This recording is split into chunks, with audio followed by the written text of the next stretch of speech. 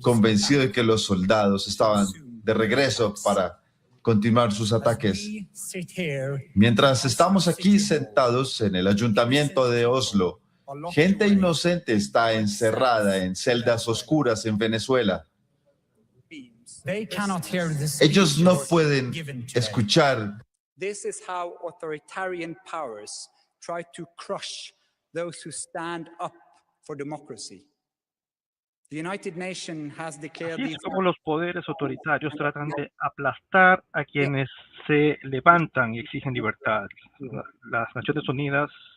Venezuela has evolved into a brutal authoritarian state facing a deep humanitarian and economic crisis. Meanwhile, a small elite at the top Se ha convertido en un estado autoritario y enfrenta una crisis profunda económica. Mientras tanto, una pequeña élite simply disappear. Children becomes objects of trade in the hands of criminals who see human desperation as a business opportunity. Como una oportunidad de negocio. En la desesperación humana con oportunidad de negocio. Those who remain live under a regime that systematically silences, harasses, and attacks the opposition. Venezuela is not alone in this darkness. Venezuela no está sola en esta oscuridad. El mundo está en el camino equivocado. Los autoritarios están ganando. Debemos ¿Por qué nos resulta tan difícil preservar la democracia? ¿Por qué es tan difícil para nosotros preservar la democracia? Una forma de gobierno que fue concebida para proteger nuestra libertad y nuestra paz.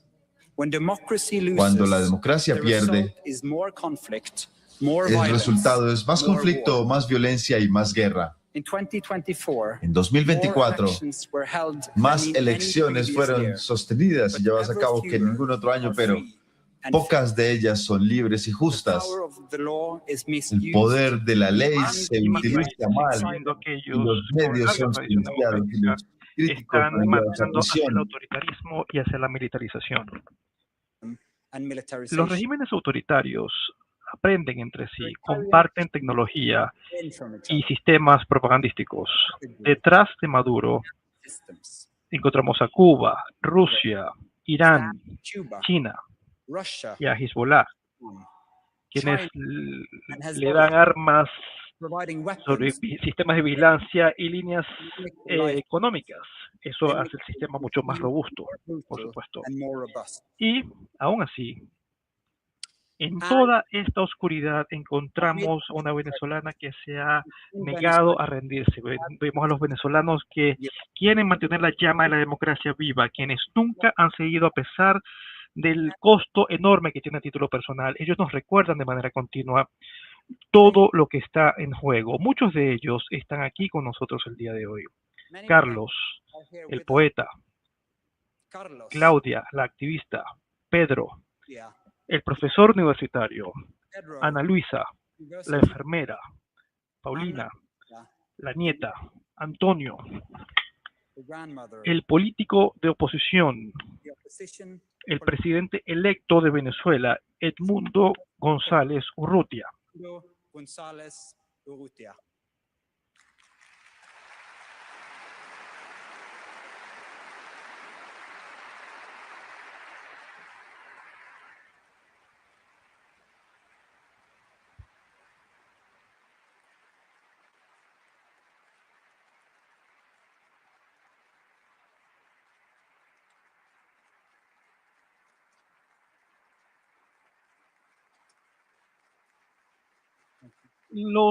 La galardonada María Corina Machado ha hecho todo lo que ha podido para poder asistir a esta ceremonia el día de hoy. Un viaje en una situación de extremo peligro y a pesar de que no va a poder llegar a esta ceremonia, el evento del día de hoy, estamos profundamente contentos de confirmar que está segura y que va a estar con nosotros aquí en Oslo. here in Oslo.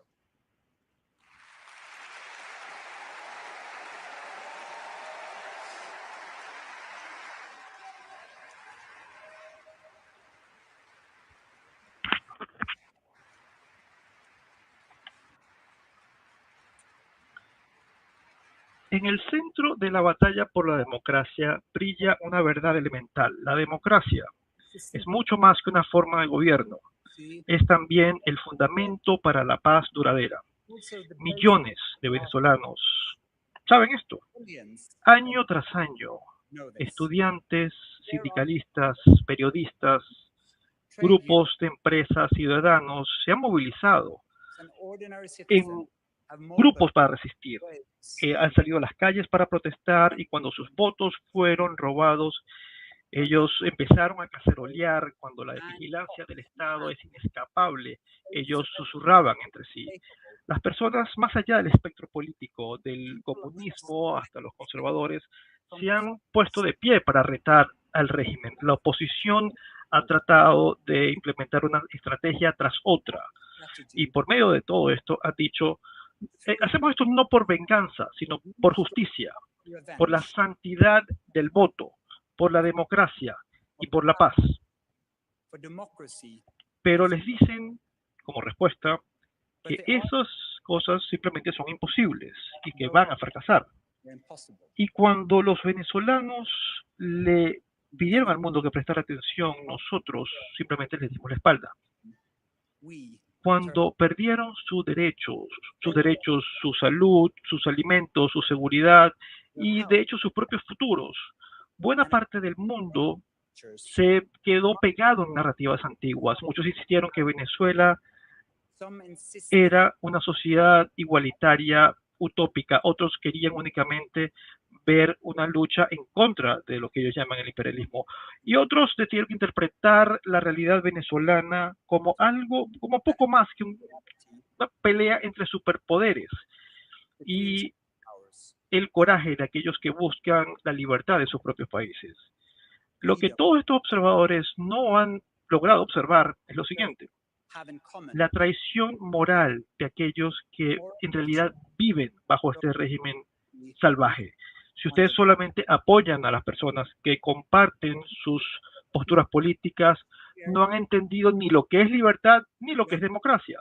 Sin embargo, muchos críticos paran allí, ven las fuerzas locales democráticas que cooperan por necesidad, pero cosas que a ellos no les gustan. Y es precisamente eso lo que utilizan para recabar su apoyo. Esta convicción ideológica es un tema de solidaridad humana. ¿Cómo podemos ver a aquellos que utilizan toda su energía para pelear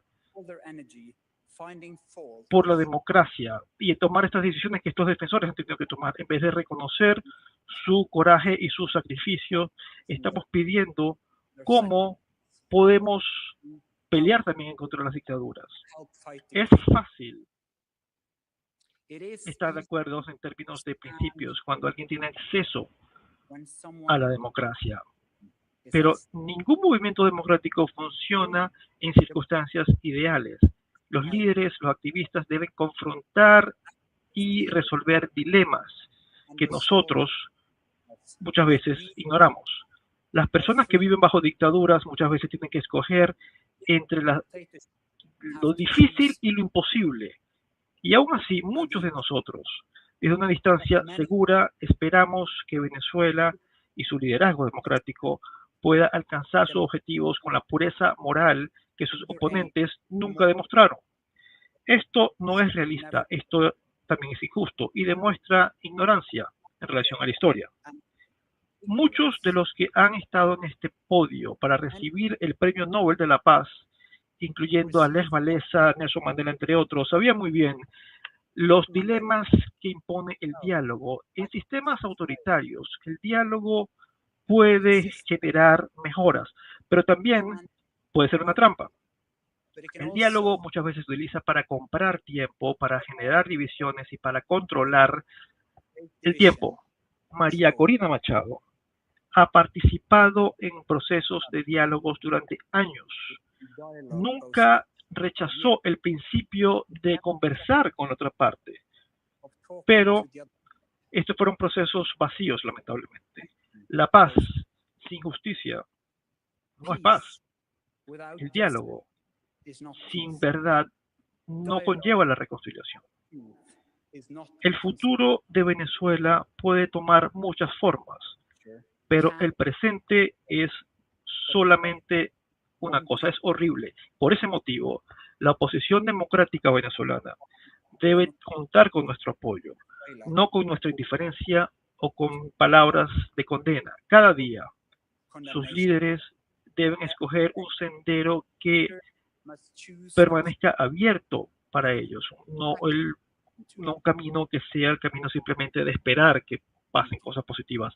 El apoyo de la democracia es el apoyo hacia la paz. Pero desde el anuncio del Premio Nobel de la Paz este año, nos hemos hecho todos una pregunta. ¿La democracia en realidad conlleva a la paz? Los resultados son bastante claros y la respuesta es sí. No porque la democracia sea perfecta, no, sino porque los mecanismos de la democracia hacen mucho menos probables las guerras. Las democracias están equipadas con válvulas de seguridad, prensa libre, estructuras para compartir el poder, tribunales independientes, organizaciones de la sociedad civil y elecciones que hacen posible cambiar liderazgos sin violencia. En este ambiente político, las opciones diferentes no son una amenaza, sino más bien una ventaja que debemos aprovechar. En una democracia, un líder que ignore los hechos puede ser reemplazado en la próxima elección, mientras que en un régimen autoritario, el líder se queda en el poder y reemplaza a todos los que digan las verdades incómodas.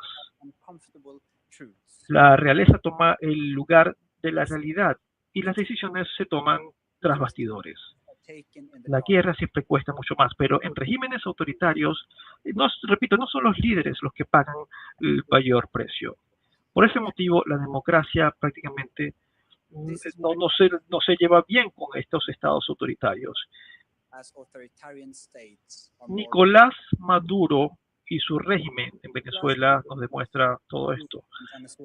Los conflictos son resueltos con fuerza bruta, no con negociaciones. El resultado es una sociedad en donde millones han tenido que quedarse callados, cuyas consecuencias no paran en la frontera. La inestabilidad, la violencia y la destrucción sistemática de las instituciones venezolanas han afectado a toda la región y ha facilitado que el país tenga la amenaza de una invasión militar. Venezuela ha demostrado con una claridad dolorosa incluso que los regímenes autoritarios destruyen una sociedad desde adentro y también propaga la inestabilidad al extranjero. La democracia evidentemente no es garantía de paz, pero es el sistema más efectivo con el que contamos para evitar la violencia y los conflictos. Esta línea de razonamiento muchas veces tiene un contraargumento, que la democracia por sí misma puede generar conflicto y exigir libertad puede ser peligroso. Esa es una aseveración antigua que los líderes autoritarios han utilizado durante generaciones para defender sus posiciones. El día de hoy, ellos utilizan este argumento con desinformación y con propaganda, que son dos de sus armas favoritas. Damas y caballeros, como ciudadanos de una democracia, tenemos el deber de ser críticos de las fuentes de información. Tienen que sonar las alarmas cuando las opiniones que mostramos son idénticas a aquellas que son propagadas por los sistemas de desinformación más fuertes en el mundo, porque en este caso no estamos solamente propagando información, estamos propagando la propaganda de los dictadores. ¿Qué debemos pensar todos cuando leemos que la oposición venezolana es quien está amenazando al país con guerra? Que el movimiento democrático desea una invasión.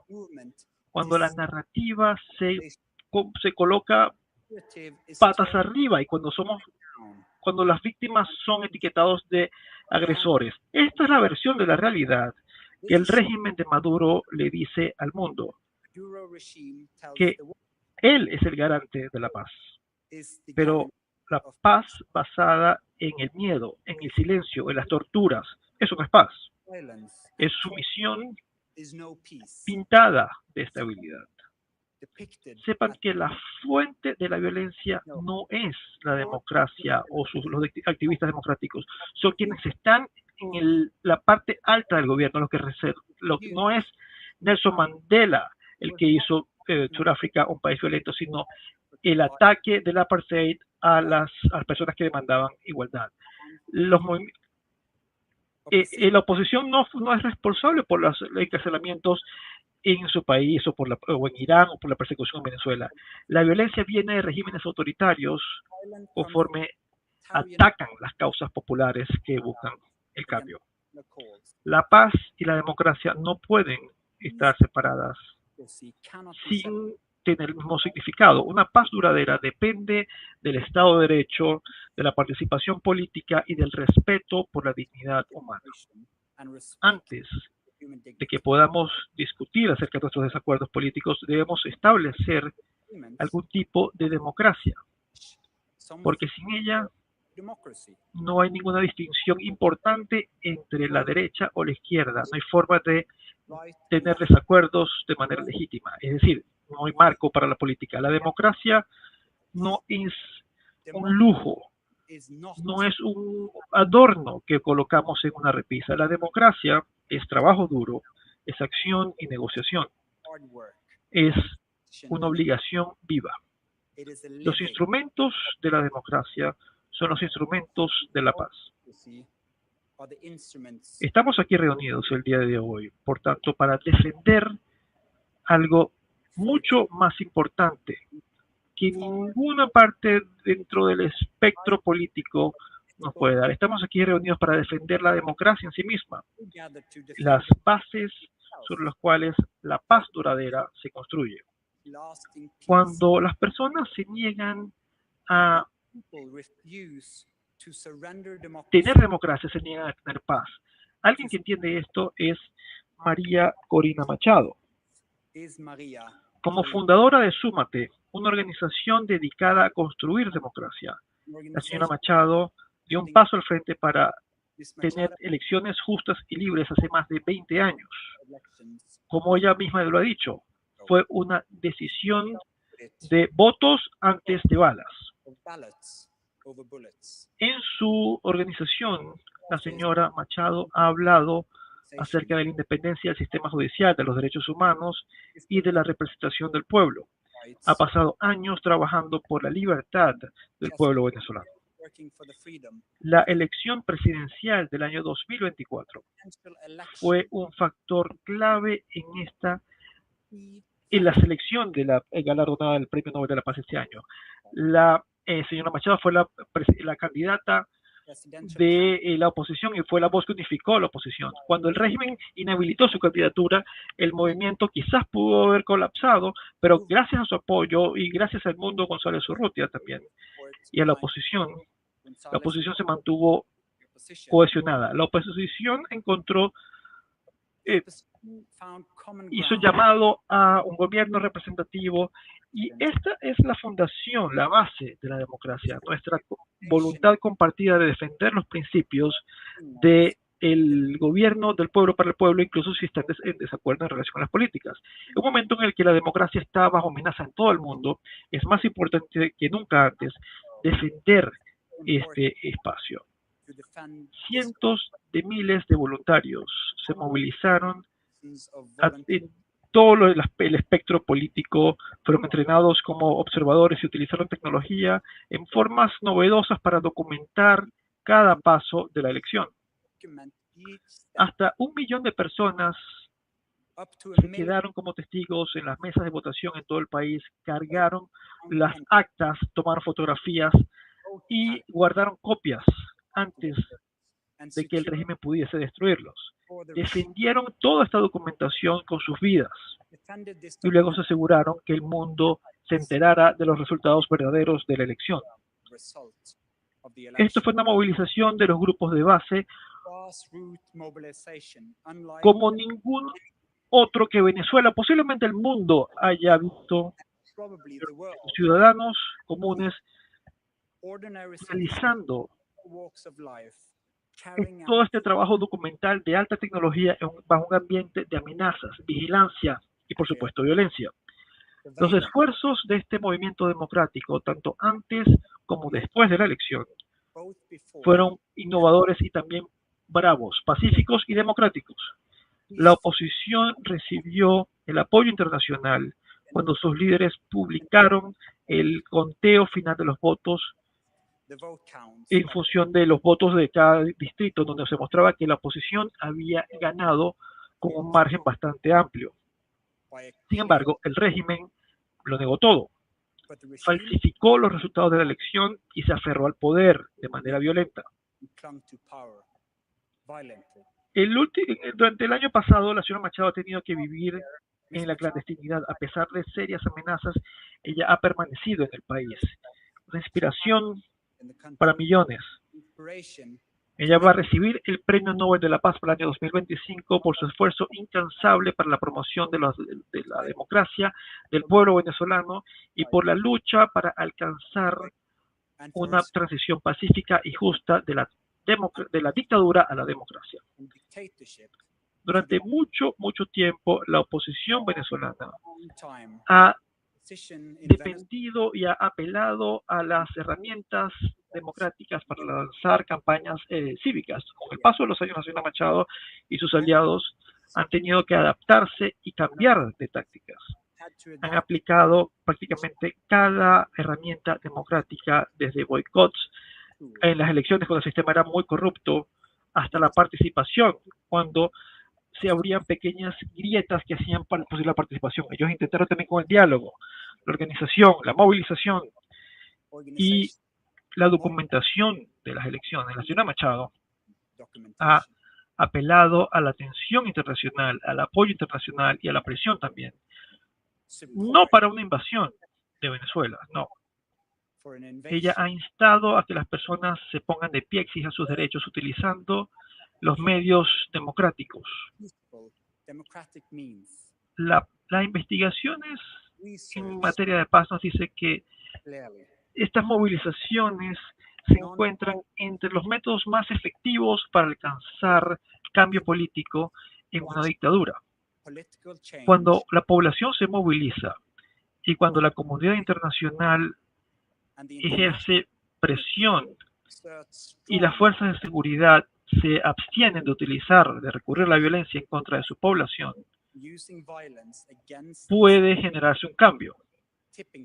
Como la líder del movimiento democrático de Venezuela, María Corina Machado es una de los ejemplos más brillantes de lucha democrática en la historia reciente de América Latina. El Premio Nobel de la Paz de este año cumple con los 3 criterios mencionados en el testamento de Alfred Nobel. En primer lugar, la oposición venezolana ha cohesionado movimientos políticos, a las organizaciones civiles y a los ciudadanos comunes en la búsqueda de un objetivo: la restauración de la democracia. Han unido diferentes grupos que anteriormente se oponían. Ese es el equivalente moderno de lo que Alfred Nobel llamó tener congresos de paz. En segundo lugar, el movimiento democrático venezolano se ha opuesto a la militarización de la sociedad por parte del régimen. El régimen ha armado a miles de grupos, ha autorizado grupos paramilitares a que cometan abusos y ha invitado a fuerzas extranjeras militares a que vengan al país y por tanto han exacerbado la militarización de Venezuela. Al documentar los abusos y exigir responsabilidad, la oposición busca fortalecer la autoridad civil en la democracia y poder influenciar qué se hace con las armas. Esto le impide a los criminales y a las milicias que tengan sus armas y la estabilidad. Y esto cumple con el objetivo número 2 del Premio Nobel de buscar paz por medio del desarme. Número 3. por medio de la fraternidad, True el fraternity, tipo que Alfred Nobel the kind Alfred Nobel envisaged. presentó, requiere democracia. Solamente las personas pueden escoger a sus líderes para poder hablar sin miedo. Es allí en donde se puede hablar de paz, cuando la sociedad puede florecer. Society, La democracia es la forma más elevada de amistad, highest la forma más form segura of fellowship, hasta una paz duradera. way to lasting peace. Por tanto, aquí Therefore, nosotros el día de hoy, today, toda la gravedad with all the gravity that attends de la situación en Venezuela, y aquí vamos a decir lo que los líderes autoritarios le temen más. authoritarian's leader Su poder most, no es permanente. your Su power violencia is not permanent. no se impondrá sobre el pueblo Prevail que resiste. over people who rise and resist. Señor Maduro, Mr. Maduro, acepte los resultados electorales y deje el poder. and step down. Lay the foundation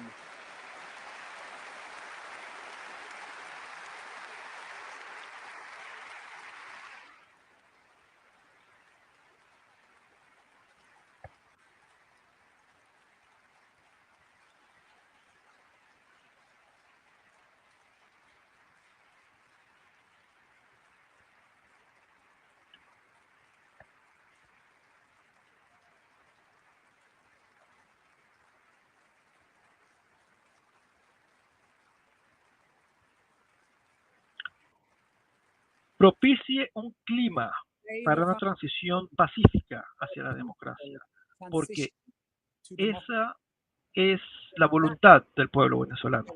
María Corina Machado y la oposición venezolana han encendido la llama que ninguna tortura, ninguna mentira y ningún miedo puede extinguir.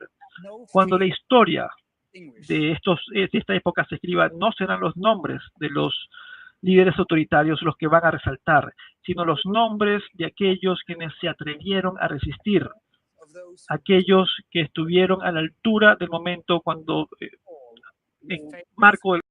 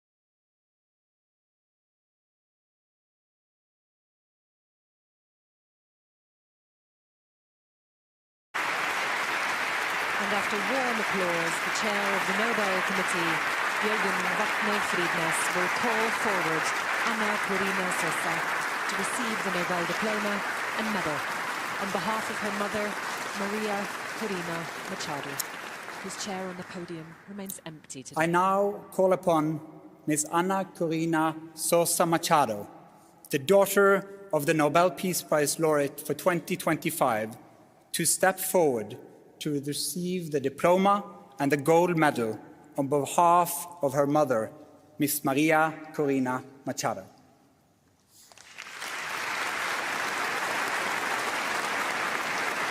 And she steps forward to receive the award on behalf of her mother, who's unable to be with us in Oslo today.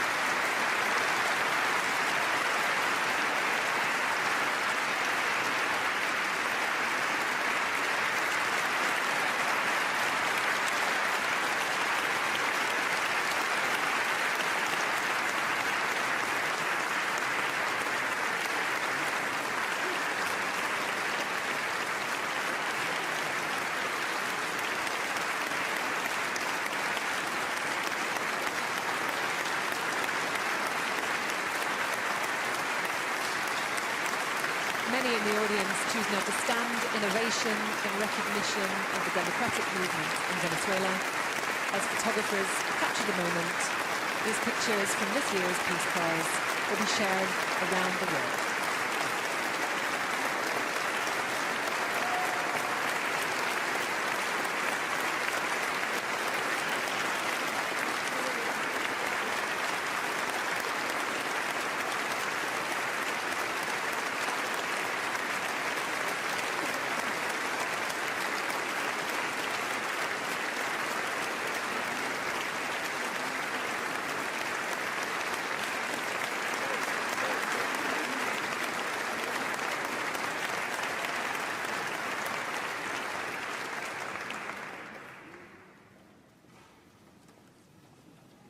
Before the Nobel lecture, we'll have some more music. Standing on the podium now is Vera Son, singer and songwriter from Oslo, Norway. We'll hear two compositions, Solbønn, or Sun Prayer, written by Julie Kvernberg, and then the traditional Nu rinder solen opp av Østerlidet, now the sun rises from the eastern slopes. With her is Martin Steinum Brun.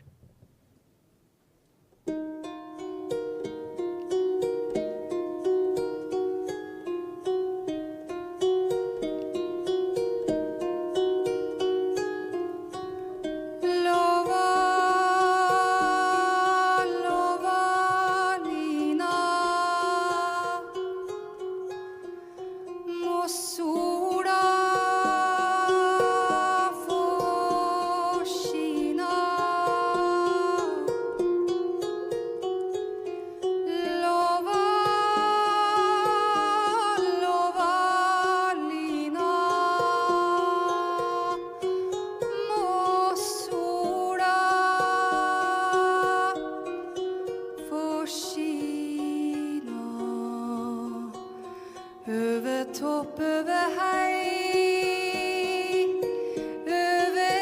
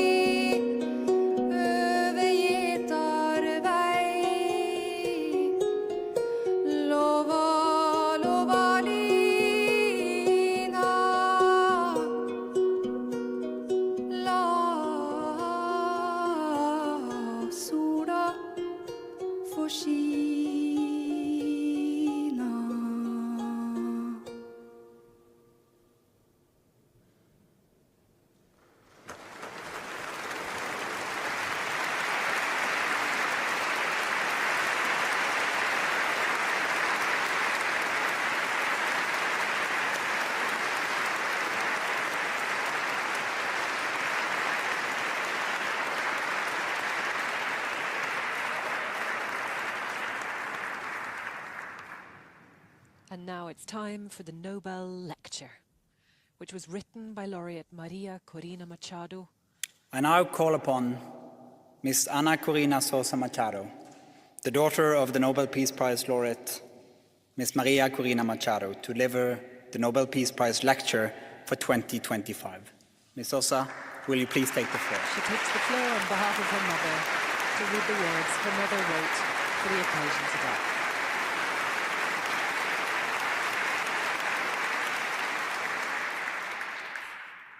Your Majesties, Your Royal Highnesses, distinguished members of the Norwegian Nobel Committee, citizens of the world, my dear Venezuelans.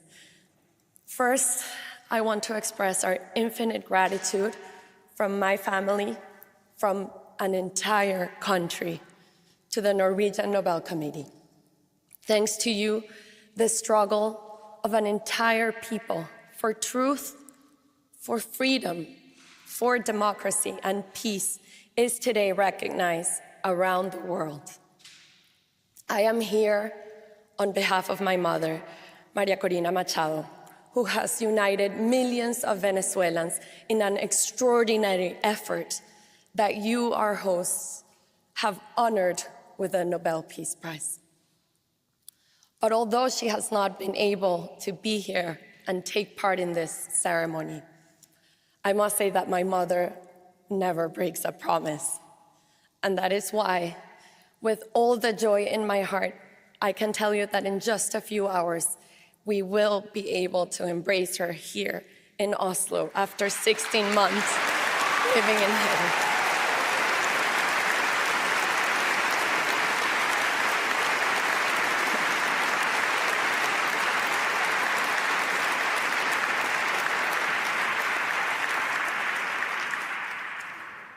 And as I await that moment to hug her, to kiss her, to embrace her after 2 years, I think of the other daughters and sons who do not get to see their mothers today. This is what drives her, what drives all of us. She wants to live in a free Venezuela, and she will never give up on that purpose. That is why we all know, and I know, that she will be back in Venezuela very soon. In the meantime, at this moment, I face the difficult task of giving voice to her words. The speech she prepared for this occasion. This is her speech. I have come here to tell you a story. The story of a people and their long march toward freedom. This march brings me here today as one voice amongst millions of Venezuelans who rose once again to reclaim the destiny that was always theirs. Venezuela was born of audacity, shaped by peoples and cultures intertwined. From Spain, we inherited a language, a culture, and a faith that merged with ancestral indigenous and African roots. In 1811, we wrote the first constitution in the Spanish-speaking world, one of the earliest republican constitutions on earth, affirming the radical idea that every human being carries a sovereign dignity. This constitution enshrined citizenship, individual rights, religious liberty, and separation of powers. Our ancestors carried liberty on their backs. They crossed an entire continent from the banks of the Orinoco to the heights of the Potosí to help give rise to societies of free and equal citizens, out of the conviction that freedom is never whole unless it is shared. From the beginning, we believed something simple and immense, that all human beings are born to be free. That conviction became our national soul. In the 20th century, the earth opened. In 1922, The Reventón in La Rosa erupted for 9 days, a fountain of oil and possibility. In peace, we turned that sudden wealth into an engine for knowledge and imagination. Through the ingenuity of our scientists, we eradicated disease.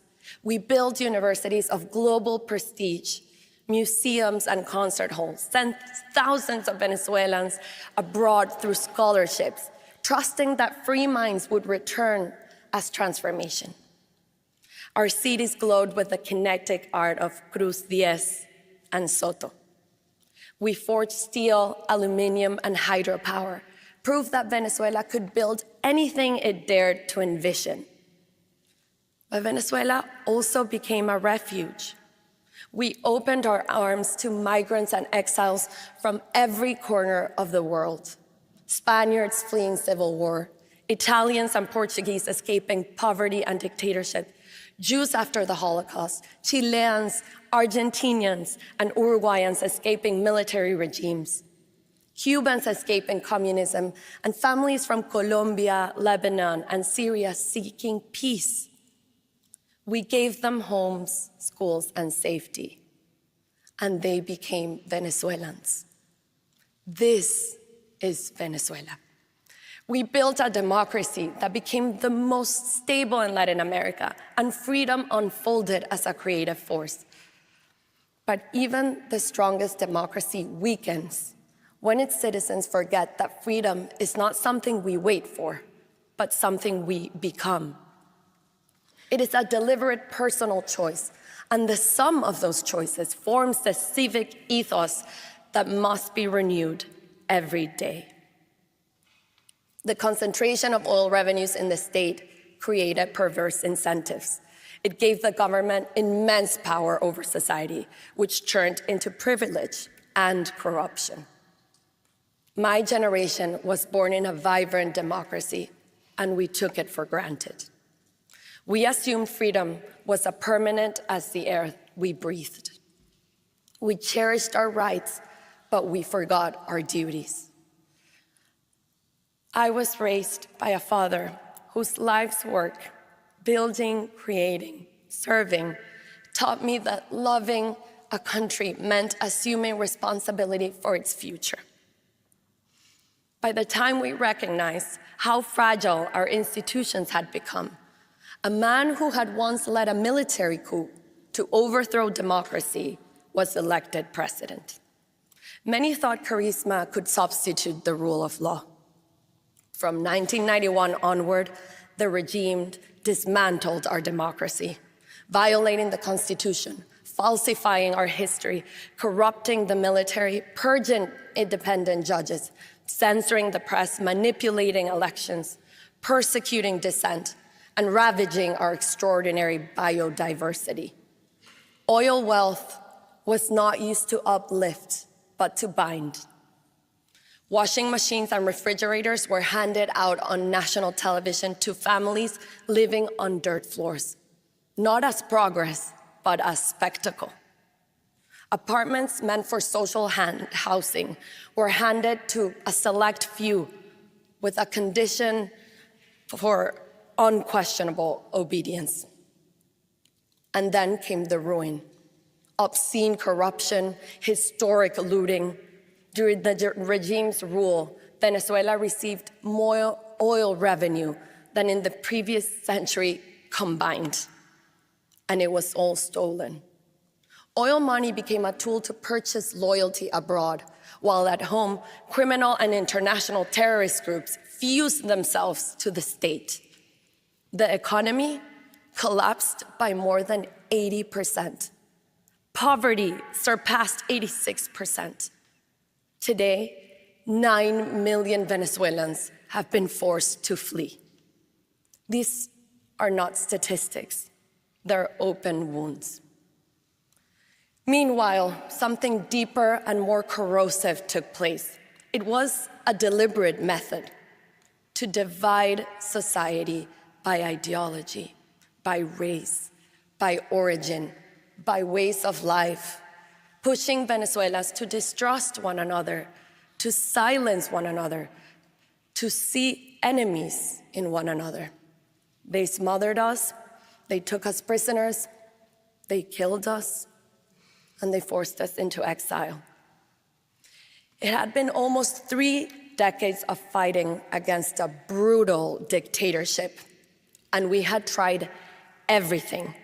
Dialogues betrayed, protests of millions crushed, elections perverted. Hope collapsed entirely, and belief in any kind of future became impossible. The idea of change seemed either naive or crazy. It seemed impossible. Yet from the very depths of that despair, a step that seemed modest, almost procedural, changed the course of our history. We decided against all odds to run a primary election. And unlike any act of rebellion, we chose to trust people, to rediscover one another. We traveled by road and by dirt path in a country with gasoline shortages, daily blackouts, and collapsing communications. Forbidding from advertising, without money or media willing to speak our names, we crossed it only with our conviction. Word of mouth was our network of hope. And it spread faster than any campaign, because our desire for freedom was very much alive within us, and it had never died. The forced migration that was meant to fracture us instead united us around one sacred purpose: to reunite our families in our land. Grandparents confided in me their greatest fear: dying before meeting their grandchildren abroad. Little girls with voices too small for such sorrow begged me to bring back their mothers and siblings scattered across the continent. Our pain fused into one heartbeat: bring our children home now. In May 2023, during a rally in the town of Nirgua, a teacher named Carmen came up to me. She told me she had just run into her jefa de calle. A jefa de calle is a regime agent assigned to Carmen's block who decides, house by house, who receives a monthly food bag and who is punished with hunger. Shocked to see this woman there in that rally, Carmen asked her, "Why are you here?" And the jefa de calle replied, "My only son, who fled to Peru, asked me to be here today. He told me that if Maria Corina wins, he will return home. Tell me what I have to do. I'll do anything." That day, love defeated fear. 2 weeks later, we reached Delicias, a tiny village swallowed by Colombian guerrillas and drug traffickers, where not even a chicken can be sold without their permission. No candidate had gone there since 1978. And as the team climbed the mountain, I saw Venezuelan flags waving from every humble home. I naively asked, as if it was a national holiday that merited all the flags, and someone whispered, "No, here the flags are hidden. Bringing it out is dangerous. Today, people raise them to thank you for daring to come. You will leave, but we will remain identified." That day, entire families stood up to the armed groups that ruled their lives. And when we sang the national anthem together, sovereignty returned in a single fragile, defiant chorus. That day, courage defeated oppression. Our gatherings became intimate encounters of thousands. We embraced, we cried, we prayed. We understood our struggle was much more than electoral. It was an ethical struggle for truth, an existential struggle for life, and a spiritual struggle for good. With less than a year before the presidential election, we had to unite every democratic force and restore trust in the vote. The primaries became that moment, a self-organized civic effort that built a nationwide citizen network unlike anything Venezuela had ever seen. And on October 22nd of 2023, against all odds, Venezuela awoke. The diaspora, which was a third of our nation, reclaimed its right to vote. The son who had left cast his ballot alongside the mother who stayed. Lines stretched for blocks. Turnout was so overwhelming that ballots actually ran out.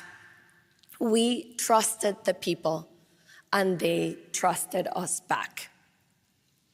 What began as a mechanism to legitimize leadership became the rebirth of a nation's confidence in itself.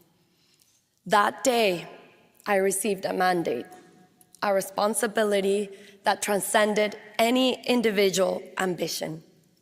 I felt humbled and profoundly aware the weight with which I had been entrusted.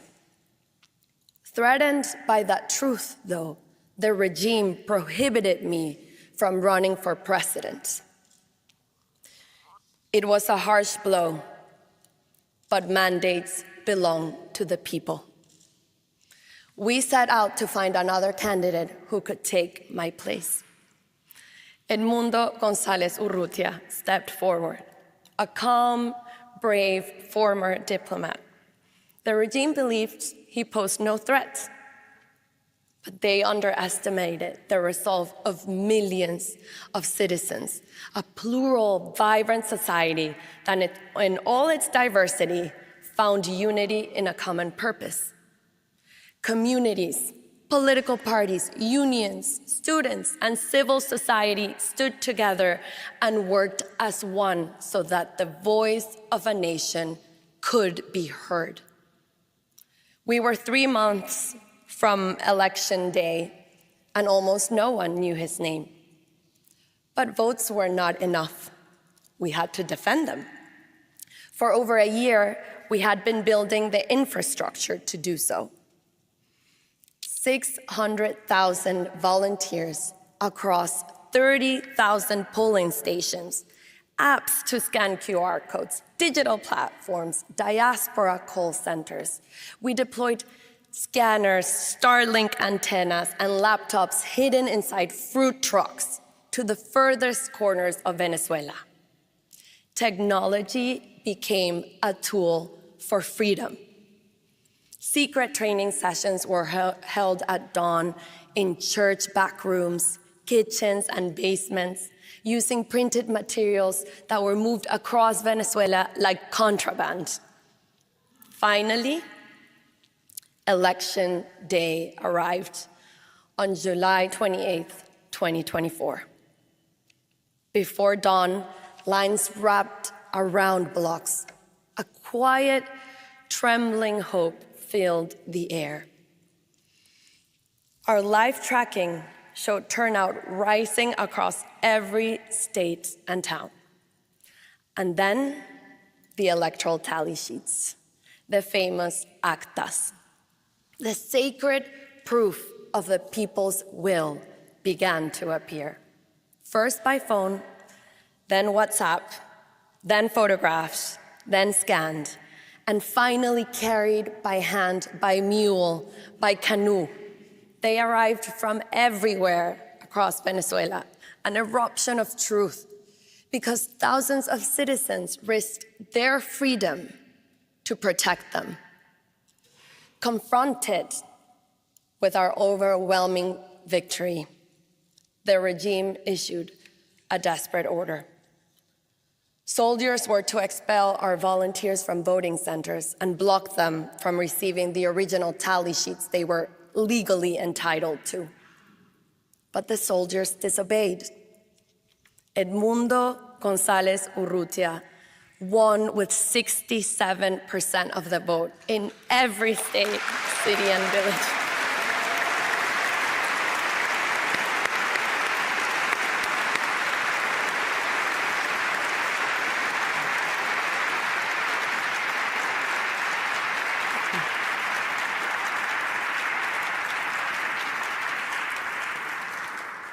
in every state, city, and village. Every single tally sheet told the same story.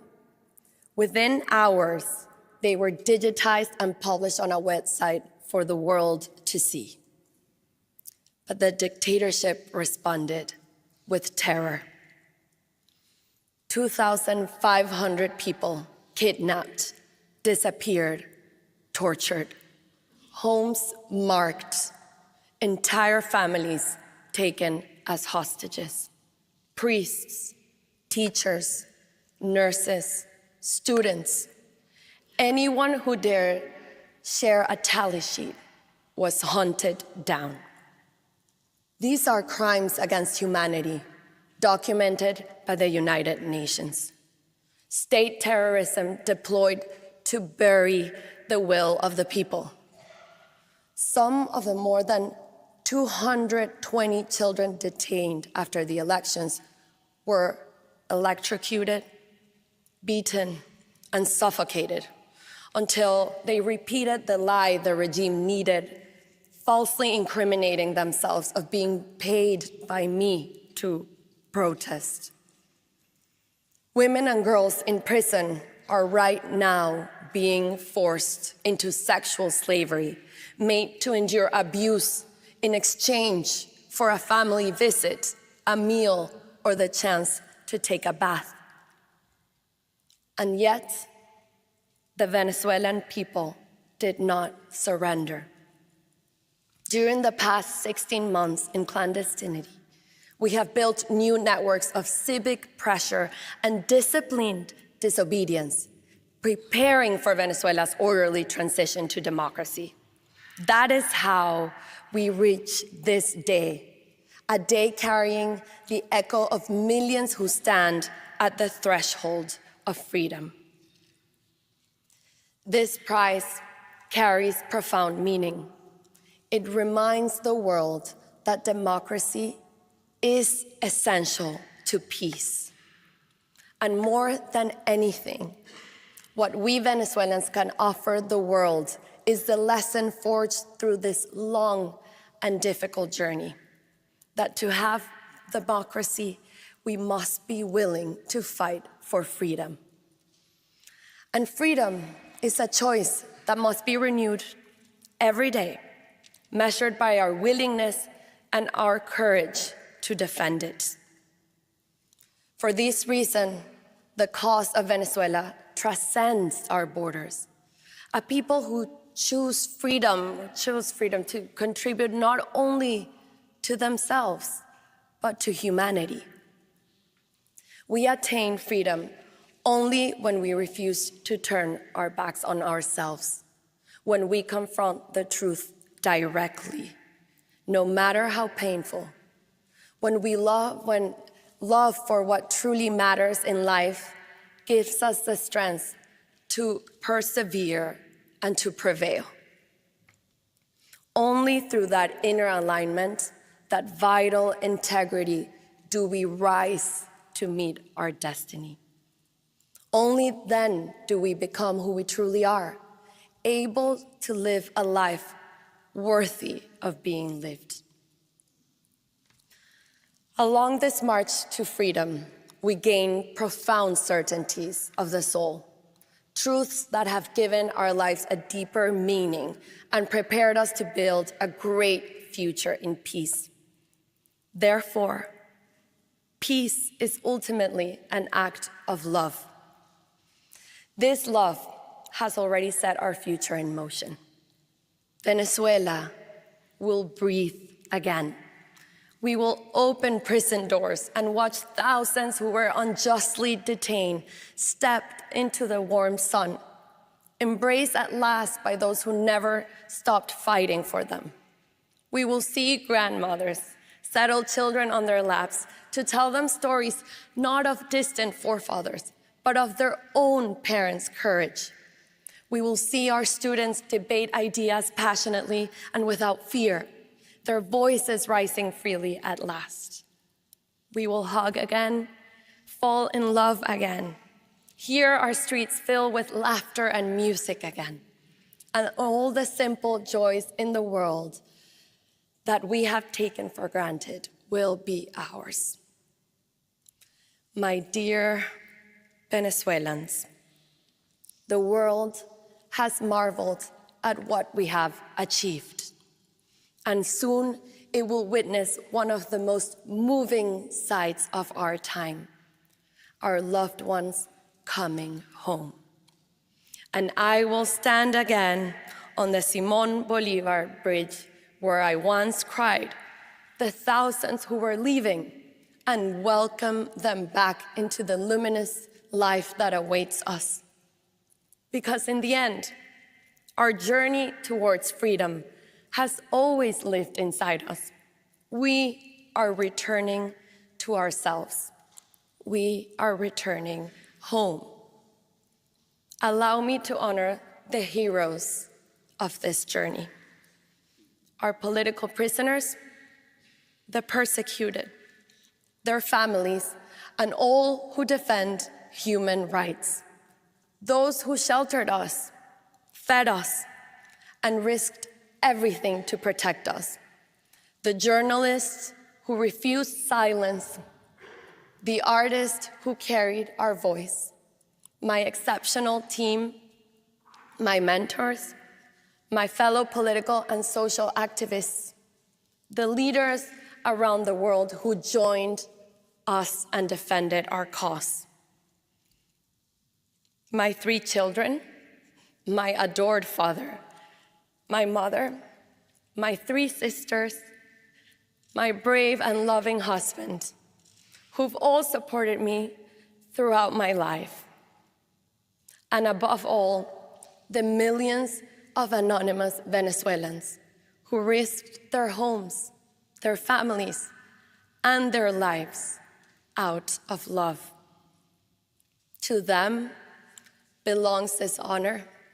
To them belongs this day. To them belongs the future. Gracias.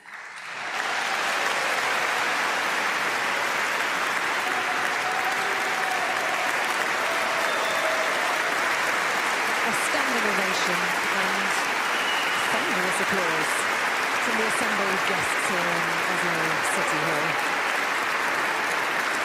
After today's mobile lecture delivered by Corina on behalf of her mother, MARÍA, MACHADO.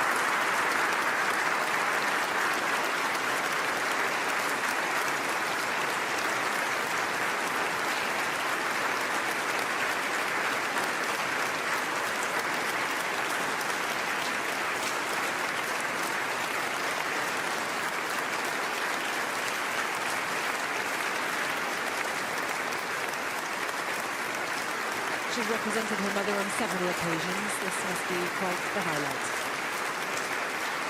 And the applause continues.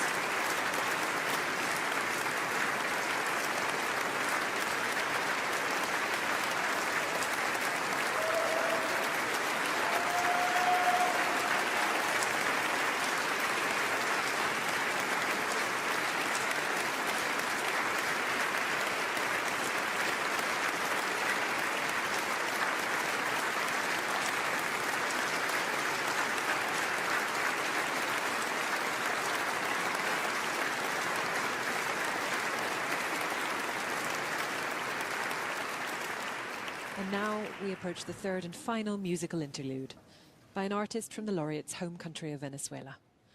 The pianist Gabriela Montero, said to have been introduced to the piano when she was only 7 months old. Educated in Venezuela and in London, she will now perform Mi Querencia, written by another Venezuelan artist, Simón Díaz.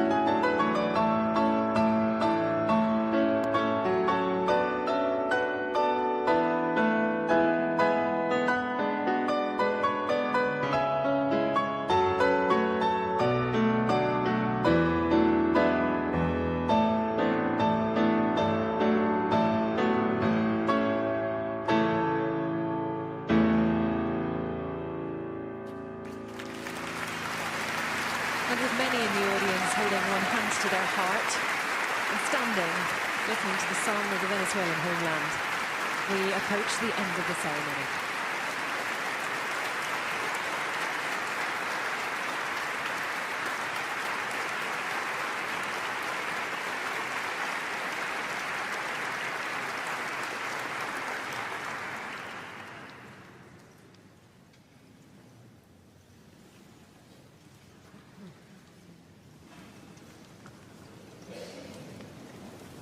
The Norwegian royal family will now congratulate Anna Corina Sosa on behalf of her mother, recipient of this year's Nobel Peace Prize.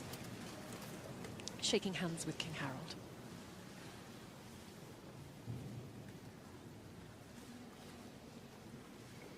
Who then goes on to greet members of the Nobel Committee. Her Majesty Queen Sonja following close behind.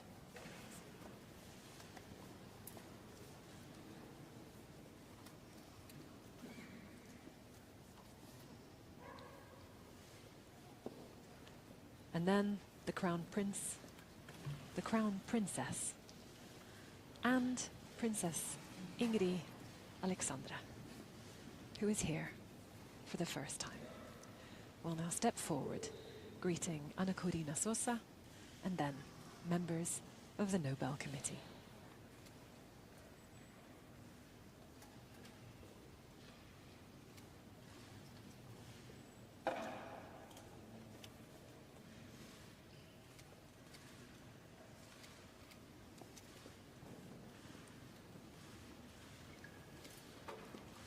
The procession will begin once more to the tune of the Royal Norwegian Navy Band playing the parade march. First to leave Oslo's City Hall this afternoon, the King and Queen, together with Committee Chair Jørgen Vatne Fridnes and the Director of the Nobel Institute, Christian Berg Hartviken. Behind them, the Crown Prince and Princess, the Mayor of Oslo, together with Princess Ingrid Alexandra, followed by the King's aide-de-camp. And above us all now, we hear the famous City Hall bells begin to chime. And Anna Corina Sosa will now leave the hall together with the Nobel Committee. She'll be escorted out by the committee's deputy chair and the rest of the committee, and then the other honoured guests will follow. That's it from this year's Nobel Peace Prize. Thank you so much for watching.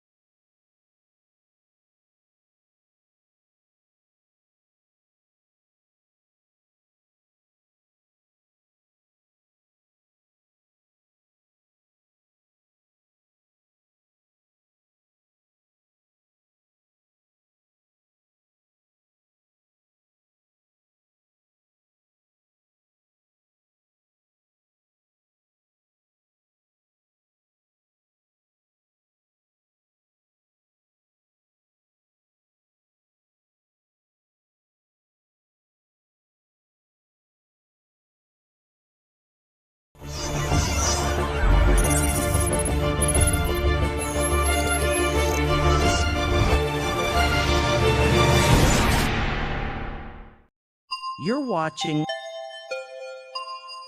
World News 24. El mundo es un lugar hermoso, pero todo lo bueno tiene otra cara de la moneda. World News 24. In every corner of the planet, history is written in real time.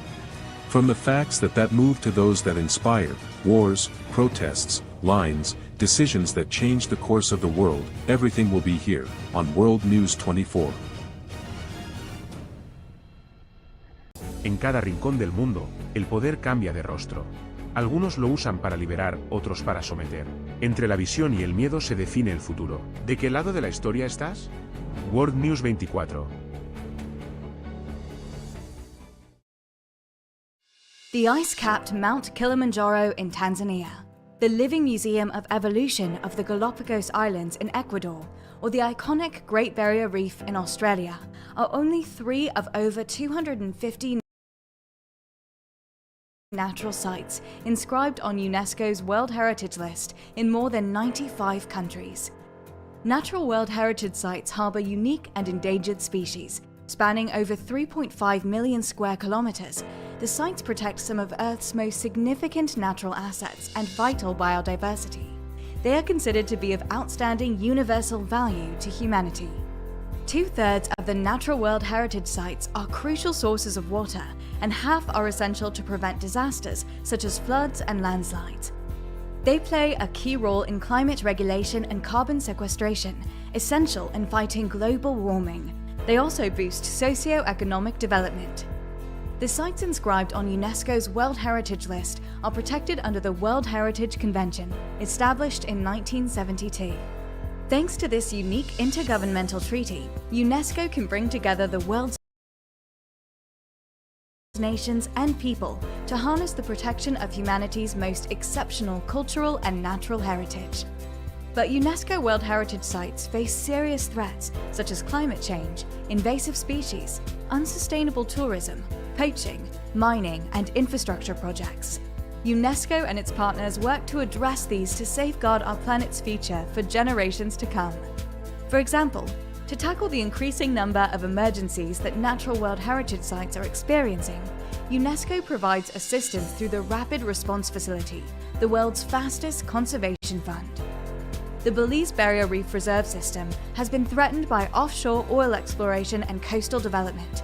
Thanks to international cooperation under the World Heritage Convention, oil exploitation has been banned, and the site has been removed from the list of World Heritage in danger, benefiting around 200,000 Belizeans who depend on the reef for their livelihood.